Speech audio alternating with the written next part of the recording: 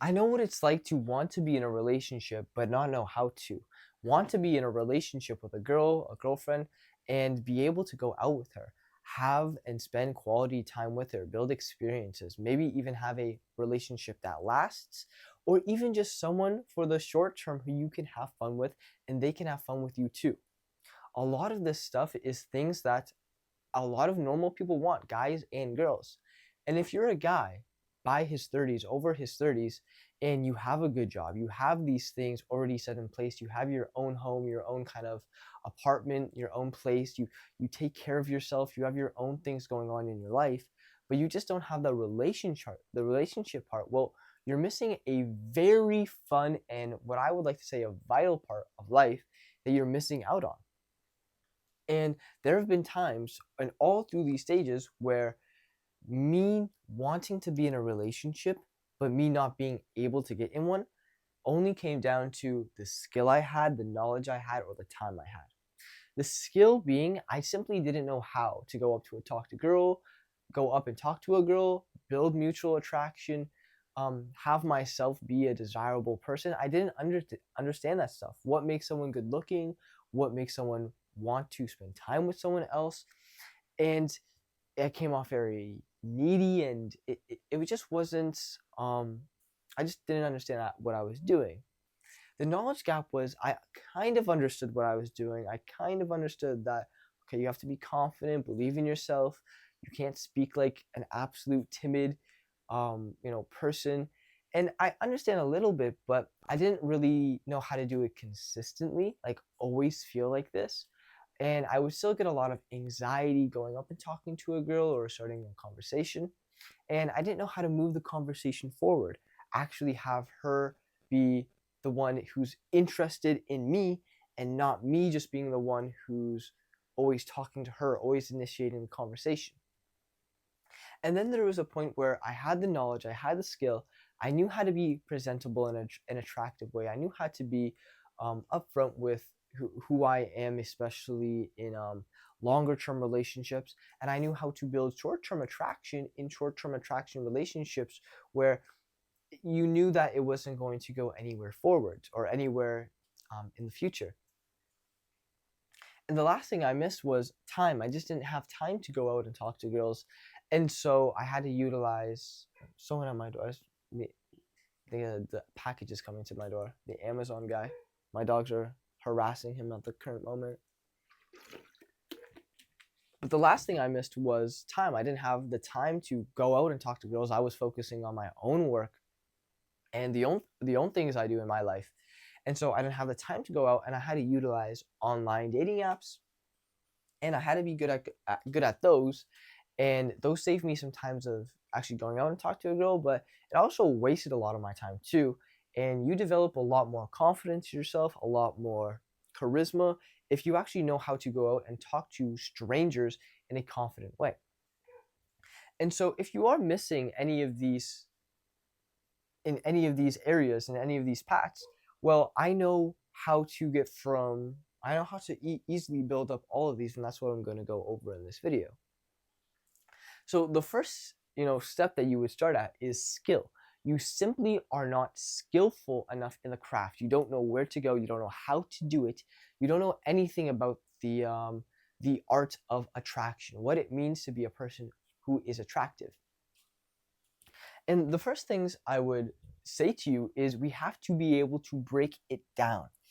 If you don't understand this and you're by this age or whatever age you are, there's probably, and in my case, there was a lack of socialization. And so this lack of socialization made it very hard for you to um, be expressive. So talk in conversations, laugh in conversations. When you wanted to say something, you wanted to contribute to the group, to the person you were talking to, you had the thing in your head you wanted to do, but you just didn't have the willingness to say it out loud. You felt that you would be judged. You felt like you're not that person who would say it. I'm just not that person. And if you were to say it sometimes, the people around you would be like, oh my God, look, he's actually talking. And they would actually call you out for being expressive. making you feel like it was a bit abnormal that you were being expressive, and that reinforced you being a non-expressive person. That is what I felt growing up, and that is what really made me in a state of suppression, quietness, shyness, not expressing my emotions. And those were positive and negative emotions. And those really stem from a place of not being able to show my emotions while being safe. I always felt like if I were to show my emotions, something dangerous would happen. And because of that, I repressed it. And this happens in a lot of people, a lot more people than you would think. And again, like everything in life, it happens on a scale, meaning it happens not black or white, it happens or it doesn't, but it happens a lot, happens a little, and it happens everywhere else in between that changes over time. And so the real life is way, way more dynamic than just yes or no. Everything is on a gray scale. And the amount of expression someone has is what I fundamentally believe is the skill part. If you're able to express yourself and you can go up to a girl and talk to her, but you just don't know where you're going and how you're supposed to lead this conversation, because as a guy, you're supposed to be the leader in these relationships. If you are a masculine guy, I don't know about other types of relationships, but in, normal hetero ones, stuff like that, the masculine guy, the leader of the ship guy, usually leads the conversation, and that's where this knowledge would come in. So the skill is your communication. It's not acting cool. It's not being someone who is not you. It's almost like a circle, what I would say. Okay? Here's the start, but the start is also the end. And the start is a person who is you. And when someone says be yourself, but you're this very non-expressive guy, and you're very quiet and you're very shy and you're very timid, and it's very hard for you to be that loud, extroverted person who girls are attracted to, then it's very hard when someone says be yourself and that's not you. And I'm not saying that you should yell from the rooftops and you should be able to scream, but you should be able to do that. It's not that you do it, but you should have the capability of doing it. You should have the inner confidence to be able that if you wanted to, you could. And so let me try to give you an analogy here, okay? Is a girl going to be more attracted to a guy who is quiet and say she is a quiet girl herself? Is she going to be more attracted to the guy who's quiet, shy, doesn't talk a lot, and when push comes to shove, is a quiet, shy guy who will get pushed over and doesn't stand up for himself or his girl? Or would that girl be attracted to a guy who is quiet, shy, more to himself, but when push comes to shove, will stand up, will get a bit louder, will become a bit more assertive, and display that he's not being a pushover and he has his own will in the world, and he can push back against that and stand up for himself and his girl? Which partner would the girl find more attractive? Which partner would the girl want to be around? Who would she feel more safe around? Obviously the second guy, because he's able to stand up for her and himself. And that is a giant thing. And so it's not a matter of don't be yourself. It's be yourself, but don't be a bitch. What I say is be your most confident self.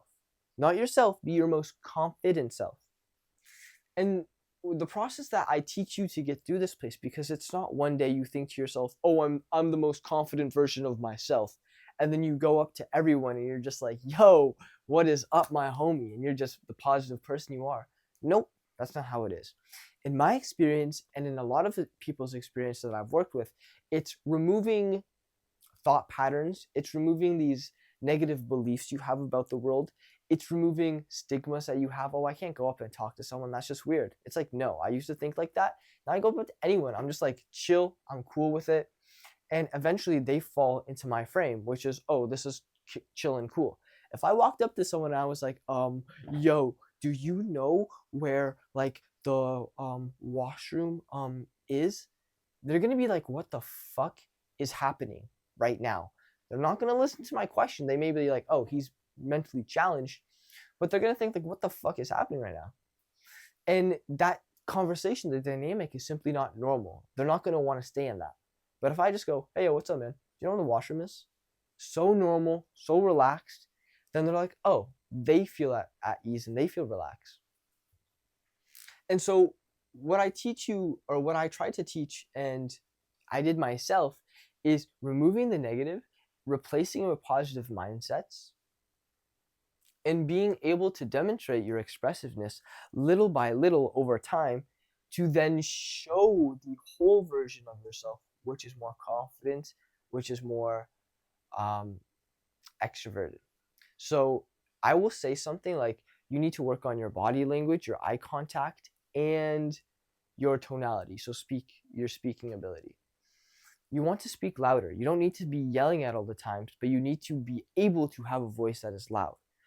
When I'm just chilling by myself, my voice is it's not loud at all. It's pretty okay.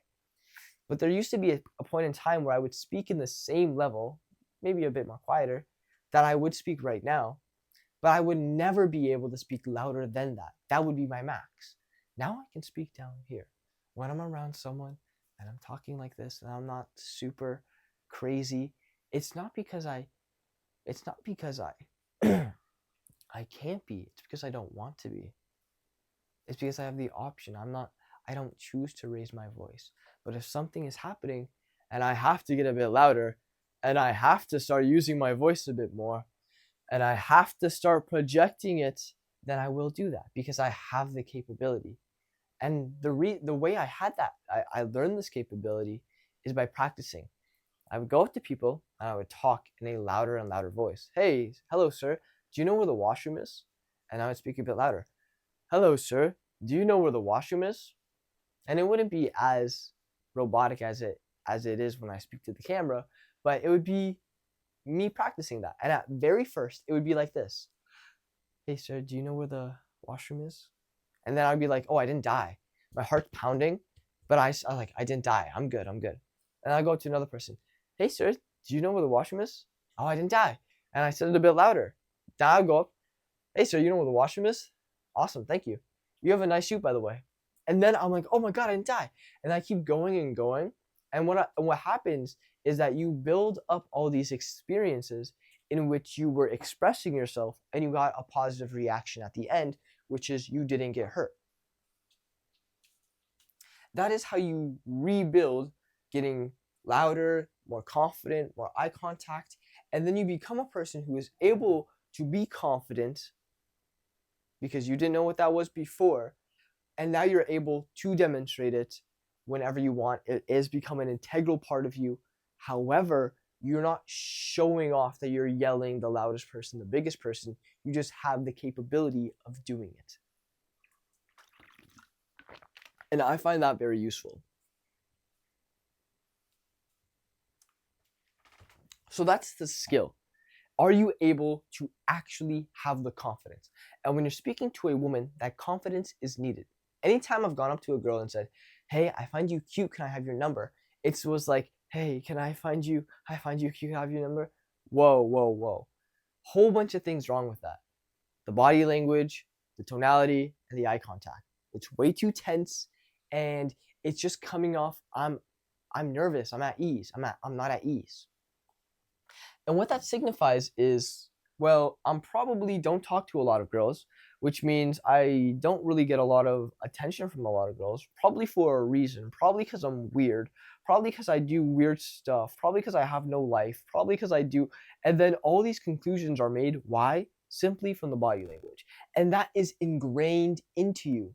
Because how do I say this? In our primal times, when we were monkeys, when we were hunter and gatherers, our brains have not evolved that much from that time.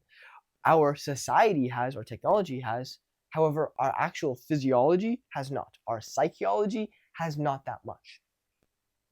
And so what has happened is that we're equating these things that would have been relevant in those times to now. And so that body language still counts. If I'm coming back in the tribe and this guy's all shaky and he's looking around and he's scared about his fucking everything, Well, what does that show? It probably shows that he's been bullied. It probably shows that he's been beaten, worn down by the world. And it shows that he's an easy pick. He's not be able to defend himself. He's not able to defend himself or anyone else around. And so all these negative traits, and a girl's like, oh, I need to take you as my leader. I need to take you as my leader, the person who's going to protect me. I cannot do this. And so they will not do that. That is what's showing that quietness, that timid, nervous body language is showing. And I could go up and be quiet. I can say, hey, how are you? I just wanted to say hi. And I can say it very quietly. But because I'm at ease, I'm relaxed when I say it, it comes off so much different. That's the basics of the body language.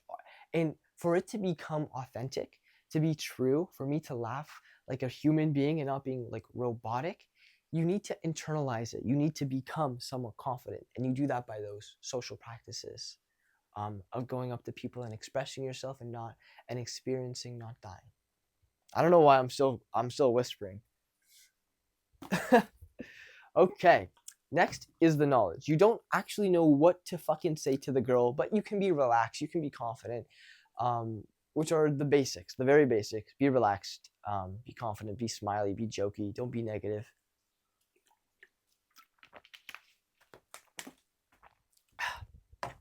The knowledge is how you're supposed to go from strangers to a person that, hey, I like you. I want to make this more. Because I don't think what girls understand is that they have to make the conversation move forward. They have to start the conversation. They are the ones they have to initiate, because girls rarely do. And what I mean by that is not the relationship. I feel like girls maybe do initiate the relationship, but guys still do it, prematurely too. Girls do it prematurely too. Everyone does it prematurely. However, I think what it is that girls don't understand that guys need to be going up to them first, needs to be asking out for the date, needs to be has always to be the one making things happen, and that puts a lot of pressure on the guy. And a girl will never go up to a guy, and I say never, but it does happen, but I say it as a hyperbole. Rarely go up to a guy and be the one to ask him out or start talking to him, right? Just because they're very nervous, they're shy. They feel exactly what we feel, but just like 10 times more, because they're just more socialized creatures. Their little brains are like, oh my god, if I get rejected, my world's about to shatter. And I would say to them the exact same advice: get some fucking confidence. No, it won't. Ask the guy out you're interested in. But they just have, more. It's just more affecting to them, right? A lot more slut shaming, I think, goes into this, because if a guy asks out a girl, he's like, oh, he's confident. But if a girl, and he gets rejected, he's like, he tried. But if a girl asks a guy out, it's like, oh my god, you're being so desperate, you're being like this. So maybe there's some social stigmas that go on with it. But guys need to know how to start the conversation, how to move the conversation forward. Those are two things that are unique to a guy's perspective, I feel. Starting the conversation is probably the hardest part, and asking the date out, I don't think is that hard. I think it's kind of hard, but it's not that hard. So knowledge. So starting the conversation, the hardest part. If you started off good, it will go good for the rest of the time. So start it off good. Don't be negative. Don't be combative. Have this good frame of you guys are already chilling together. And don't break that frame. If she comes in with negative energy, you're just still that friendly, positive guy who thinks we're friends. And you keep doing that until she is won over by that. And she will be, as long as you believe in yourself and who you are. And so if I go up to a person now and I'm friendly, I'm positive, yo, what's up, man? Like, yo, what's up? Yo, how you doing, bro? You chilling right now? You on the wait list right now? And again, I don't speak like this fucking crazy person. I'm just saying it to exaggerate for the camera. I would speak more, yo, what's up, man? Like that, right? More just like normal. But like, what's up, man? And they're like, oh man, what the fuck? Yeah, I'm just chilling, bro. I'm like, oh my, bro, you look so sad and whomper with that frown on your face. Let's flip that upside down, okay? Let's get some joy into the system. And this is like a bit cartoonish, the interaction, but what it's showing is I'm not getting affected by his negativity. Because this random person is just being negative in my life, I'm not going to be like, oh, bro, what the hell? I'm sorry, bro. There's something negative happening. My apologies. I didn't know. The same way, but what I'm going to do is be like, nah, man. I'm gonna try to bring him into my world where it's fun. It's amazing. It's everything's happy, and I'm gonna hit him with that energy, and then he's gonna change. People don't change with words; they change with energy. And if you fall into the frame of, oh, she's being negative, oh, she's giving me a bit of combative, the initial interaction, the initial talk to her is never going to go well. Never, ever. It's going to be like, hey, how are you? And that's already coming in friendly, that smile, that good energy. But a lot of guys will be like, hey, how are you? And it's negative. And they're going, hey, what's up? And it's like, it's already combative. You're making it combative with your energy. And so the knowledge you need to understand is make it friendly. Not like, hey, we're friends, not too friendly, but hey, warm. Make it warm. Make it warm, okay? Not, hey, how are you? That's too friendly. That's too like, I'm talking to a kid, okay? You want to be talking to an adult too. Hey, how are you? More calm, more relaxed. When you're masculine, it's more deep. It's more deep inside of you. Inside of you. And then when you do start the conversation with her, you're coming in with this friendly, warm, complimentary kind of vibe.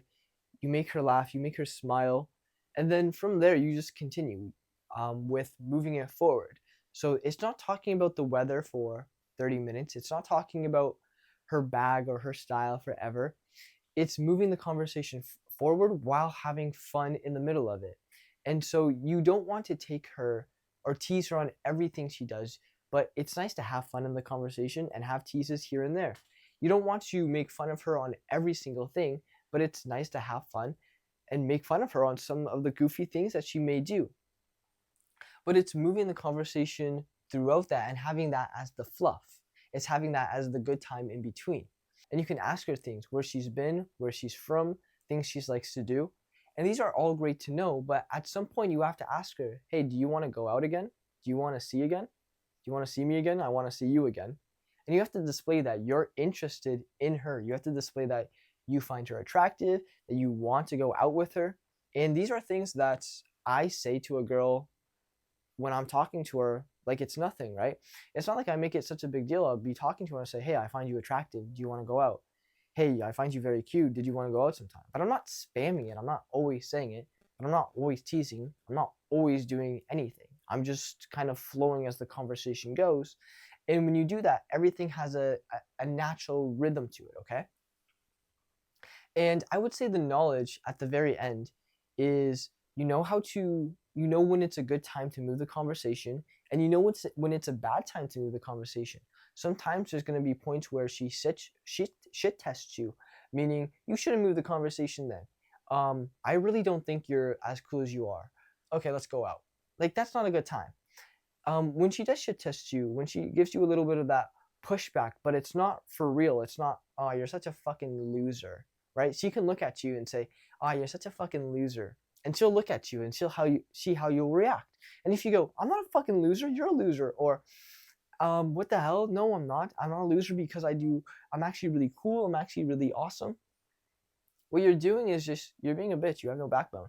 And she's basically saying, oh, I can emotionally affect you with such ease, right? Such ease. If she killed your parents, yeah, you'd probably be emotionally affected. However, she can just say some words and you just snap like that. It's like, what the hell? And so a better response to something like that is, you're such a loser, says you. Thanks, I know I am. I wouldn't say that. You could if that's your humor. If that's your humor, say it. Go ahead. But I know I am, times 10. Or like, no, I'm not. You are. It's just not being reactive. That's just how you do it. And then you go forward. But it's not, oh, let's go out when she's being negative to you, right? It's not moving forward when she's moving back. And you ask her out again once you establish a nice fun vibe, and you say, hey, you like food? Awesome. We'll get some food sometime. Can I get your number? Can I get your Instagram? Can I get some kind of your contact? We'll go out sometime. And you just make a new plan, go out then.